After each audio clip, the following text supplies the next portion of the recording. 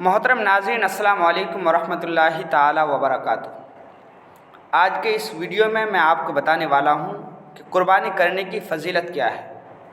تو ویڈیو کو شروع کرنے سے پہلے آپ تمام حضرات سے ایک چھوٹی سی گزارش ہے کہ اگر آپ حضرات میرے چینل کو سبسکرائب نہیں کیے ہیں تو سبسکرائب کر لیجئے، لائک کیجئے، اور اگر ویڈیو آپ کو اچھا لگے تو آپ کمنٹ میں لکھ کر کے ضرور بتائیے۔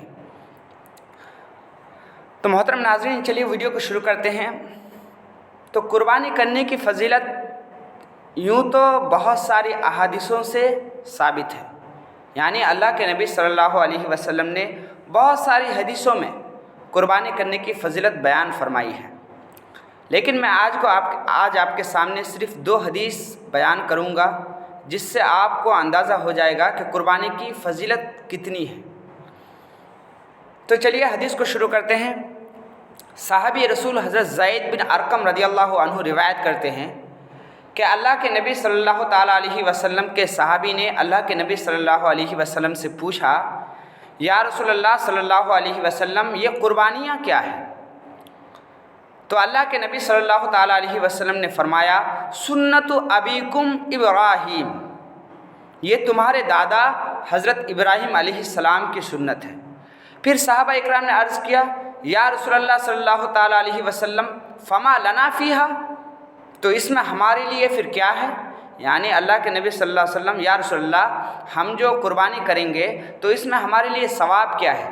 تو اللہ کے نبی صلی اللہ تعالیٰ علیہ وسلم نے ارشاد فرمایا کہ بکل شعرۃ حسنہ، یعنی ہر بال کے بدلے میں ایک نیکی ہے، یعنی جانور کے جسم میں جتنے بھی بال ہوتے ہیں ہر بال کے بدلے میں ایک نیکی ہے۔ سبحان اللہ۔ پھر صحابہ اکرام عرض کرتے ہیں، یا رسول اللہ صلی اللہ تعالیٰ علیہ وسلم، تو اون میں پھر کیا ہے؟ یعنی ہم جو بھیڑ کی قربانی کرتے ہیں تو بھیڑ میں پھر کیا ثواب ہے؟ تو اللہ کے نبی صلی اللہ تعالیٰ علیہ وسلم نے فرمایا کہ بھیڑ میں بھی ہر بال کے بدلے میں ایک نیکی ہے۔ سبحان اللہ۔ اور آپ جانتے ہیں کہ بھیڑ میں کتنا سارا بال ہوتا ہے، لاکھوں کروڑوں بال ہوتا ہے۔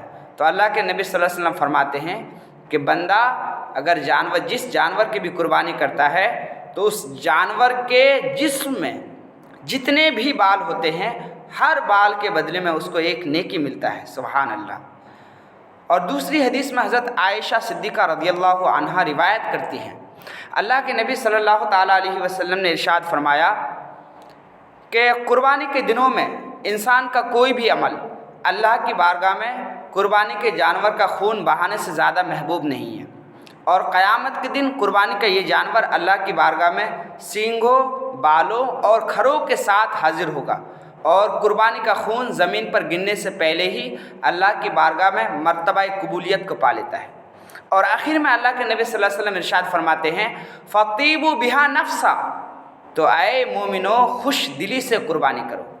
برادران ملت محترم ناظرین، تو قربانی کرنے کی یہ فضیلت ہے کہ آدمی اگر صدق دل سے طالب ثواب ہو کر کے قربانی کرتا ہے تو قربانی کے جانور کا خون زمین پر گرنے سے پہلے ہی اس کی قربانی کو اللہ تبارک و تعالی اپنی بارگاہ میں قبول فرما لیتا ہے۔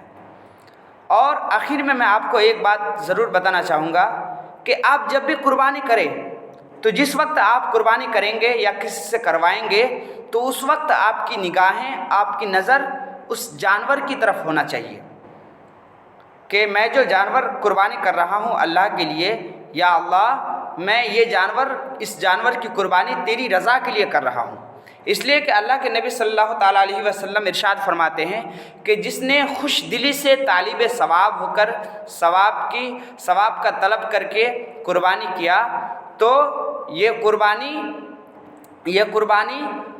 اس کے لیے آتش جہنم سے حجاب ہو جائے گی، یعنی یہ قربانی جہنم کے آگ کو روک دے گی۔